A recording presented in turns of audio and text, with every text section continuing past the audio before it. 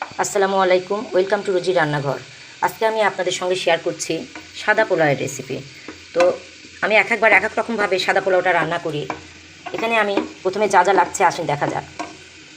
সসপ্যানের মধ্যে আমি পেঁয়াজ বেরেস্তা করে তুলে রেখেছি, সামান্য একটু জিরা ফোড়ন দিব। আর এখানে আমি 1 কেজি চাউল নিয়েছি। এই চাউলের মধ্যে আদা রসুন বাটা, মহুরি বাটা, সাদা ফল, কালো ফল, লং, গোলমরিচ, তেজপাতা এবং ডালচিনি, লবণ সব একসঙ্গে দিয়েছি, আদা বাটাও দিয়েছি।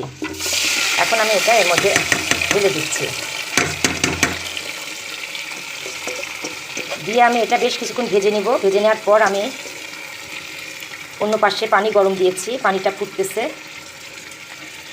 এটা ভালো মতো ভাজা হয়ে গেলে তারপর আমি পরিমাণ মতো পানি দিব। অন্য পাশে আমার পানিটা ভালোভাবে ফুটে উঠছে। এখন আমি ওই পাশে পোলাও ভালোভাবে ভাজা হয়ে গেছে, পোলার চাউলটা।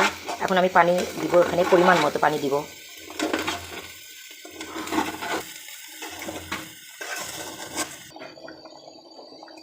এখানে আমি পরিমাণ মতো পানি দিয়েছি। এখন সামান্য কিছু দুধ দিব, লিকুইড দুধ, এটা আমি জাল করে রেখেছি। আর পরিমাণ মতো আমি একটু চিনি দিব, আর বেশ কিছু কাঁচামরিচ, এখানে আমি আগা কেটে রেখেছি, কাঁচামরিচ দিব। দিয়ে এটা এখন আমি ভালোভাবে ফুটে উঠলে চুলার জালটা আস্তে দিব, দিয়ে আমি পোলাওটা নামিয়ে ফেলব। এখন আমি এটা ঢাকনি দিয়ে ঢেকে দিব, দিয়ে পুরোপুরি হওয়ার পরে আমি এটা আবার দেখাব। এই পর্যায়ে এটা প্রায় মোটামুটি হয়ে গেছে। আমি সামান্য একটু জাফরান কালার দিব।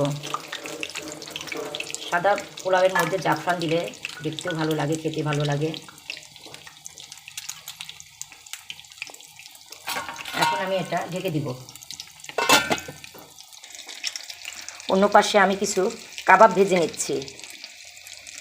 আজকে দুপুরের মেনু সাদা পোলাও, কাবাব এবং আলু দিয়ে গরুর মাংস আর চিকেন উইংস। তো এটা আমার ফ্রোজেন করা কাবাব ছিল, কাবাবগুলো আমি ভেজে নিচ্ছি। পোলাওটা হয়ে গেছে আমার, এখন আমি চেলে দিব, দিয়ে বেরেস্তা দিয়ে এটা আমি এখন নামিয়ে ফেলব। এই যে আমি বেরেস্তাগুলো একটু চিনি দিয়ে মেখে নিয়েছি, এখন আমি বেরেস্তা দিয়ে এটা নামিয়ে ফেলব।